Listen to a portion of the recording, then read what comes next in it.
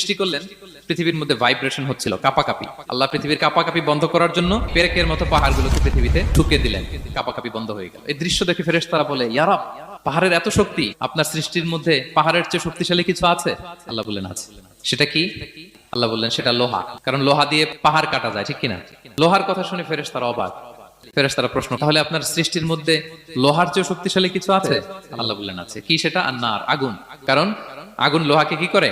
গলিয়ে ফেলে। ফেরেশতারা শুধু অবাকই হচ্ছে। ফেরেশতারা বলে, আগুনের চেয়ে শক্তিশালী কিছু আছে? আল্লাহ বলে আছে, আলমা, পানি। কারণ আগুনে দাউ দাউ করে জ্বলে ওঠা আগুনের মধ্যে পানি দিলে আগুন অস্তিত্ব হারায়। ফেরেশতারা শুধু অবাকই হচ্ছে। তারা বলে, তাহলে পানির চেয়ে শক্তিশালী কিছু আছে? আল্লাহ বলেন আছে, রিহ, বাতাস। কারণ বাতাস পানিকে একদিক থেকে আরেক দিকে নিয়ে যায়। জলের মধ্যে বায়ুর উচ্ছ্বাস লাগলে জলোচ্ছ্বাস তৈরি হয়, ঠিক কিনা? ফেরেশতারা আবার অবাক হয়ে বলে, তাইলে বাতাসের চেয়ে শক্তিশালী কিছু আছে? আল্লাহ বললেন আছে। সেটা কি? বলতেছে বনি আদম। ওই মানুষ শক্তিশালী যে গোপনে দান করে। এত গোপন